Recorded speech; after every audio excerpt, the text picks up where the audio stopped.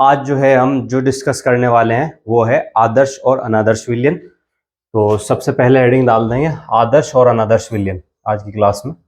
आदर्श और अनादर्श विलयन,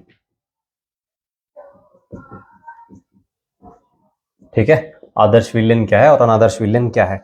अगर मैं तुम्हें बेसिकली छोटा सा एक पॉइंट बताऊं आदर्श विलयन के बारे में और अनादर्श विलयन के बारे में समझाने के तौर पर, तो आप बहुत आसानी से समझ जाएंगे आदर्श विलयन क्या है और अनादर्श विलयन क्या है। जरा ध्यान से देखेंगे। आदर्श विलयन इन्हें बोलते हैं आइडियल सॉल्यूशन और this is non ideal solution. तो आइडियल सॉल्यूशन और non ideal solution, solution solution. तो ideal solution non ideal solution क्या है, आदर्श और अनादर्श विलयन क्या है। ये विलयन जो होंगे ना राउल्ट के नियम का पालन कर रहे होंगे। किसके नियम का पालन कर रहे होंगे भाई? राउल्ट के नियम का पालन। और कब करते हैं? सांद्रता की सभी स्थितियों पर, ठीक है ना, सांद्रता की सभी स्थितियों पर राउल्ट के नियम का पालन करते हैं सांद्रता की सभी स्थितियों पर। कमल आ गया, सांद्रता की सभी स्थितियों पर।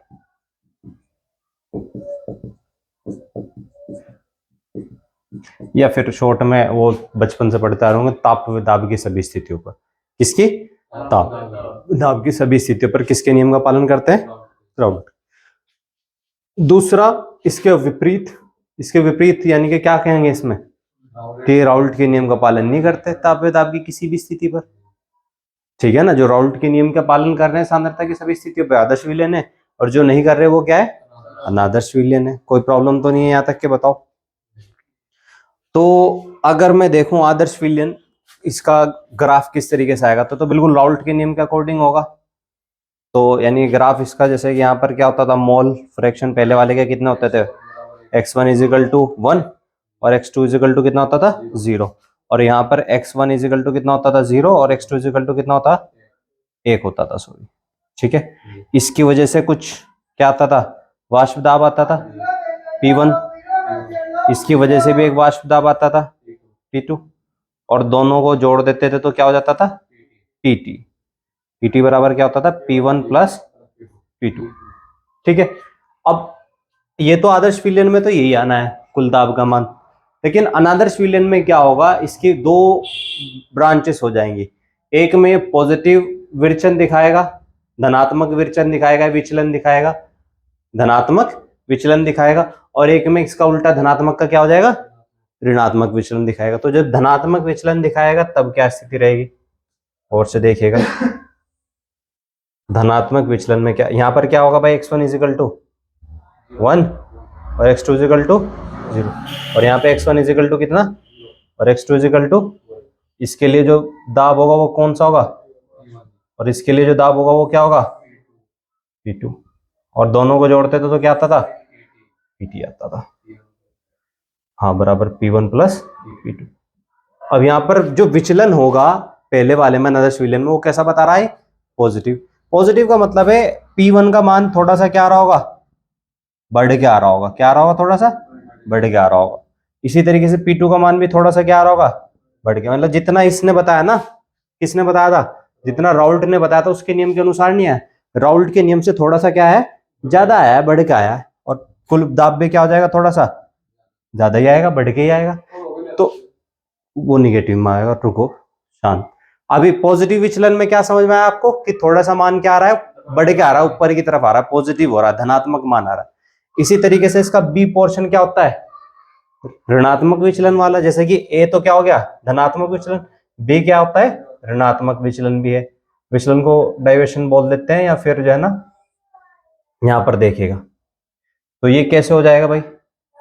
यहाँ पर x1 इजिकल टू कितना मान लो? 1 और x2 इजिकल टू कितना मान लो? और यहाँ पर x1 इजिकल टू और x2 इजिकल टू, यहाँ पर इसके लिए क्या आ जाएगा? P1। और इसके लिए क्या आ जाएगा? P2 आ जाएगा। ये मेरे पे लाइन सही नहीं, एक मिनट। ये हो गया P1 आपका, और ये हो गया आपका P2, ठीक है। और दोनों को जोड़ देते तो क्या आ जाएगा? PT आ जाएगा, बराबर P1 प्लस P2। अब ये निगेटिव डाइवर्शन है, निगेटिव का मतलब है P1 का मान थोड़ा सा कम आएगा, ऊपर को नहीं होगा ना, का नीचे को आएगा, और P2 का मान भी थोड़ा सा क्या आएगा, कम ही आएगा, और PT का मान भी थोड़ा सा क्या ही आएगा, कम ही आएगा। तो पॉजिटिव में वैल्यू क्या आ रही थी, ज्यादा आ रही थी, और निगेटिव में वैल्यू क्या आ रही है, कम आ रही है। इसीलिए इन्हें को कौन सा विलेन बोलते हैं, अनादर्श विलेन बोलते हैं। तो अनादर्श विलेन दो प्रकार के हैं, एक धनात्मक विचलन वाले हैं और एक कौन से, ऋणात्मक विचलन। आदर्श विलेन तो पता ही है आपको, जो सीधा सीधा किसका नियम पालन करेंगे, राउल्ट के नियम का पालन करेंगे तो सभी सांद्रताओं पर, कोई दिक्कत तो नहीं है। वैसे ये कहा जाता है कि रियलिटी में, हकीकत में कोई भी विलयन पूर्णतः आदर्श विलयन नहीं है, पूरी तरीके से आदर्श विलयन नहीं है, पूरी तरीके से। बात आ गई समझ में? नोट करो जल्दी से फटाफट टॉपिक को, और फिर हम आगे इसका डिस्कशन करते हैं। अब उसके बाद में जो इससे अगली हेडिंग है वो है आपकी अणुसंख्य गुणधर्म।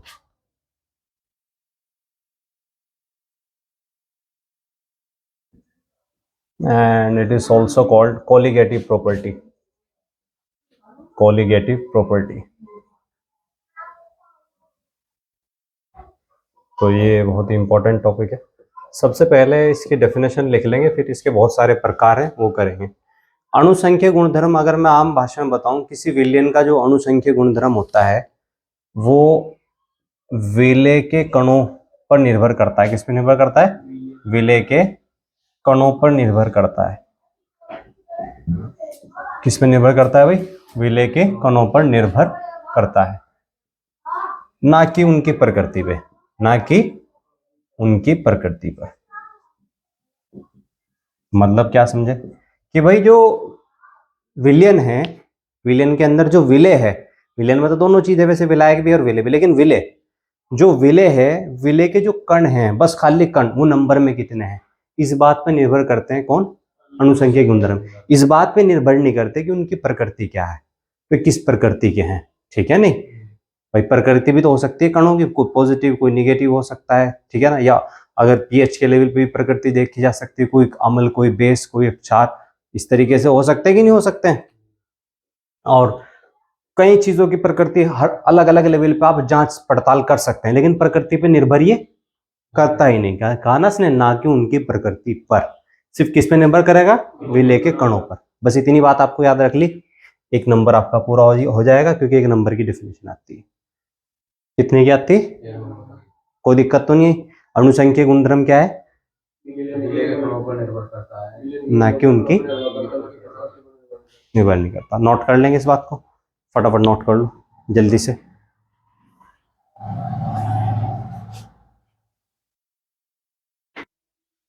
आगे जो है वो आप डाल देंगे इसके अणुसंख्यिक गुणधर्म के प्रकार एक तरीके से, और इसमें पहला पॉइंट लिखेंगे, इसी के अंदर चल रहे हैं हम अणुसंख्यिक गुणधर्म में। और पहला हेडिंग जो डाल लेंगे इसके अंदर, वो डाल लेंगे आपका क्वथनांक का, वो वाष्प दाब का अपेक्षिक अवनमन, ये डाल देंगे। वाष्प दाब का अपेक्षिक अवनमन फर्स्ट डाल देंगे, अपेक्षिक अवनमन।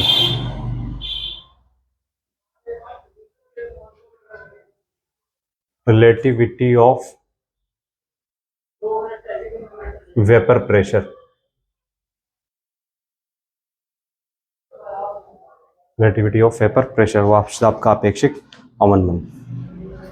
तो इसमें आपको क्या देखना है, what you have to see is, सबसे पहले आपको राउल्ट के नियम से ही यहाँ पे शुरुआत करनी है। अब मुझे ये बताइएगा, आप, मैंने बताया आपको कि जो कोलिगेटिव प्रॉपर्टी है, अभी कोलिगेटिव प्रॉपर्टी लिखवाई आपको, तो कोलिगेटिव प्रॉपर्टी सिर्फ किस पे निर्भर करेगी, विलेय के कणों पर, विलायक के तो नहीं, विलेय के पे करेगी। तो अभी जो हम एक छोटा सा ग्राफ ऐसे बना रहे थे, वहां पर शुरू में विलेय के x1 था, यानी कि विलेय था, विलेय का मोल प्रभाज था, और विलायक का मोल प्रभाज यहाँ पे कितना होता था, 0 होता नहीं था, विलायक का मोल प्रभाज 0 होता था।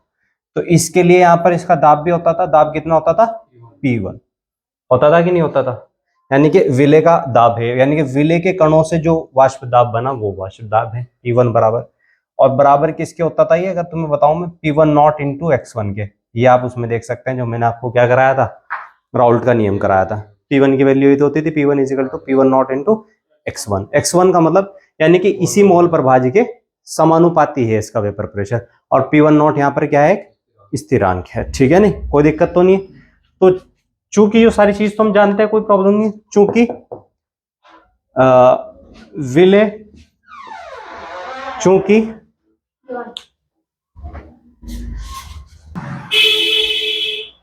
तो क्या है भाई, जैसे कि विलय की बात हो रही थी, क्योंकि विलय की प्रकृति पे विलय पर निर्भर करता है। तो विलय का मोल प्रभाज्य कितना था भाई, विलय का मोल प्रभाज्य कितना था x1, और इसका इसका वाष्प दाब कितना था, विलय का वाष्प दाब कितना था P1, विलय का वाष्प दाब कितना था भाई P1। तो विलय का मोल प्रभाज्य x1 और वाष्प दाब कितना P1। तो यहाँ पर राउल्ट के नियम का सूत्र क्या लगता था, P1 is equal to P1 not into x1। कोई प्रॉब्लम तो नहीं है यहाँ तक के, बताओ कोई प्रॉब्लम तो नहीं है। अगर अंतर देखना हो, क्या देखना हो, अंतर देखना हो, वाष्प दाब में अवनमन देखना हो। अवनमन का मतलब होता है एक तरीके से अंतर। अगर वाष्प दाब में क्या देखना हो, यहाँ पे आपको अवनमन देखना हो, वाष्प दाब में अवनमन, अवनमन यानी कि अवनमन का मतलब दोनों में अंतर तो आएगा ही भाई। इधर से जो P2 आएगा उसमें और P1 में कुछ ना कुछ अंतर तो रहेगा ही, ऐसे तो है नहीं दोनों का बराबर हो जाए। तो अवनमन को प्रदर्शित करते हैं डेल्टा P से। किसे डिनोट करते हैं भाई, डेल्टा P से। अभी वो इसी का देख रहे हैं, पहले वाले का ही देख रहे हैं, विलय का ही, तो क्या कर देंगे यहाँ पे डेल्टा P1 कर देंगे। क्या कर देंगे, डेल्टा P1, क्योंकि पहले वाले के देख रहे हैं। डेल्टा P1 बराबर हो जाएगा आपका P1 not minus P1, P1 not minus P1। तो डेल्टा P1 इजिकल टू हो गया P1 नॉट माइनस P1। ठीक है, कोई दिक्कत तो नहीं, यहीं से रख दिया हमने डेल्टा P1, ये वाला P1 नॉट माइनस, ये इधर आगे किसका हो जाएगा, माइनस का हो जाएगा, प्लस का इधर आगे किसका हो जाएगा, माइनस का हो जाएगा। तो P1 कोई प्रॉब्लम नहीं। अभी हम इसकी वैल्यू रखेंगे इसमें P1 की, यहाँ पे इसकी जगह पे ये वाली वैल्यू पुट कर देंगे। तो इसे मान लो तुम समीकरण नंबर 1 और इसे क्या मान लो 2। तो समीकरण 2 में किसका वैल्यू रखने पर, हाँ 2 में समीकरण 1 का मान रखने पर, तो इसका मान रख दो। तो डेल्टा P1 बराबर किसके हो जाएगा, P1 नॉट तो जुगा तो P1 नॉट माइनस P1 की जगह क्या आ जाएगा फिर P1 not into x1। P1 not क्या है यहाँ पे कॉमन है, तो P1 नॉट अंदर क्या बचा, कुछ नहीं, तो 1 माइनस क्या हो जाएगा x1 हो जाएगा। किसके बराबर हो जाएगा, डेल्टा P1 के बराबर हो जाएगा। इसे समीकरण नंबर क्या मान लो, 3 मान लो। अब 1 माइनस x1 यानी कि कह रहा x1 को इससे निकाल दिया जाए। अगर यहां से x1 को निकाल लूं तो विलयन में बचेगा क्या, बस नहीं, इधर तो 0 बचेगा, लेकिन विलयन में क्या बचेगा। अगर हम x1 को 0 मान लें तो फिर क्या बचता है, x2 ही तो बचता है, यानी कि x2 है, x1 है नहीं। तो अगर विलय निकाल लिया जाए 1 माइनस x1 को निकाल दिया जाए तो क्या बचता है, विलय। अब चूंकि हम लिख सकते हैं यहां पर आगे, चूंकि 1 माइनस x1 इजिकल टू किसके प्रूफ होता है, x2 के, यानी कि अगर विलय निकाल लो किसी विलयन में से तो बचेगा क्या, विलायक बचेगा, नहीं बचेगा, x2 बचेगा। तो यहां पर इसका मान रखने पर रख दो तो क्या हो जाएगा, डेल्टा P1 बराबर P1 नॉट इंटू क्या हो जाएगा, सीधा सीधा x2। कोई समस्या तो नहीं है, ये इंटू में मल्टीप्लाई है। यहाँ पे 1 माइनस x1 की वैल्यू रख दी ना, 1 माइनस x1 की वैल्यू कितनी है आपकी x2, तो x2 रख दिया। अब यहाँ पर इनके सारों की वैल्यू पुट कर दो फटाफट, डेल्टा P1 की भी वैल्यू पुट कर दो और P1 नॉट की भी वैल्यू पुट कर दो, सारों की इसमें इक्वेशन में वैल्यू पुट करो फटाफट। तो डेल्टा P1 की स्टार्टिंग में वैल्यू देखो कितनी आई थी, तो कितनी थी भाई P1 नॉट माइनस P1, और इसे इधर लेगा जो अपॉन में हो जाएगा P1 नॉट, और इजिकल टू क्या बचा भाई x2, इजिकल टू क्या बच रहा, x2 के बच गया। अब x2 क्या था यहाँ पर, मोल प्रभाज्य है बेसिकली, किसका मोल प्रभाज्य है, विलायक का मोल प्रभाज्य। तो x2 की वैल्यू तो हम निकाल ही सकते हैं आराम से, विलायक का मोल प्रभाज्य।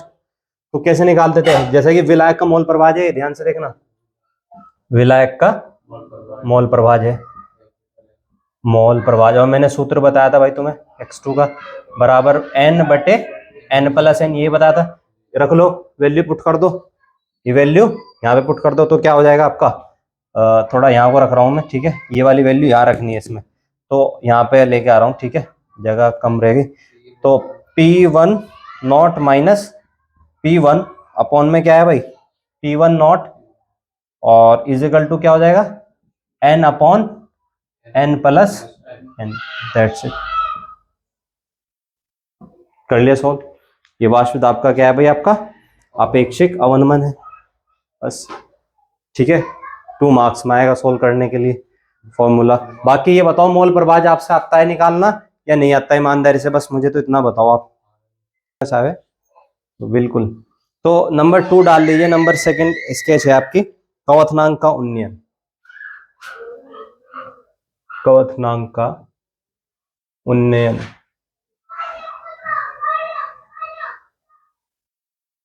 कवथनांक का उन्नयन से बोलते हैं डिप्रिसिएशन ऑफ बॉइलिंग पॉइंट,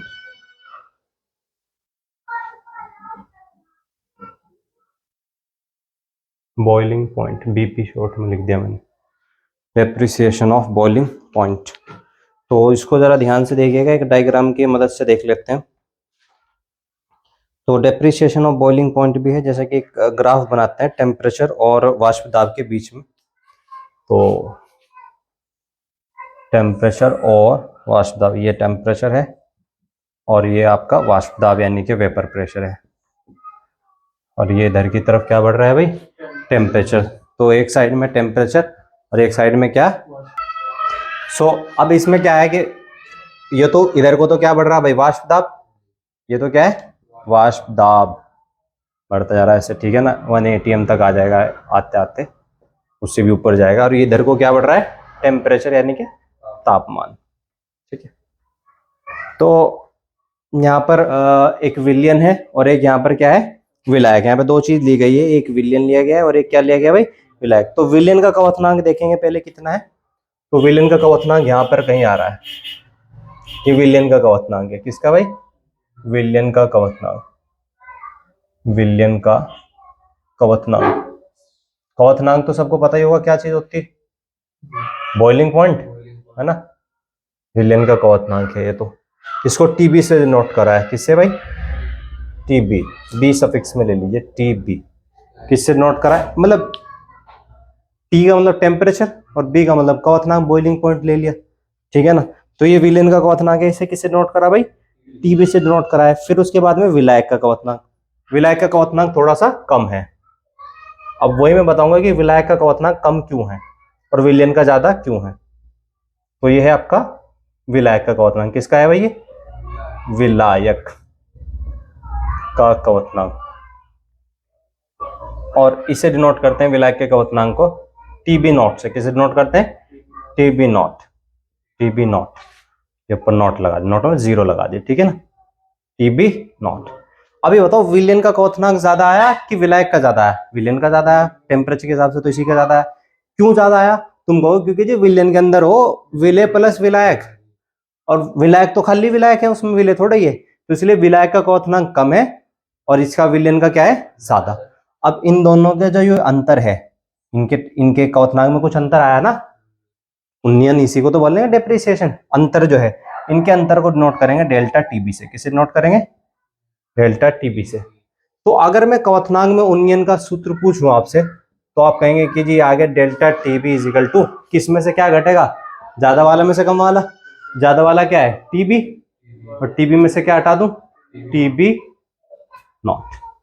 तो एक तो फॉर्मूला ही आ गया इसका, डेल्टा टीबी बराबर टीबी माइनस टीबी नॉट, ठीक है, यानी कि इसमें से ये घटा दिया, ये क्या था आपका विलयन का कवथनांक, वो क्या आपका विलायक का कवथनांक, कोई प्रॉब्लम नहीं है। तो डेप्रिसिएशन आ गया आपके पास, डेप्रिसिएशन मतलब अंतर आ गया। दूसरी चीज ये कह रहा है कि जो डेप्रिसिएशन है ना, डायरेक्टली किसके बराबर बता रहा है, delta TB directly proportional to M.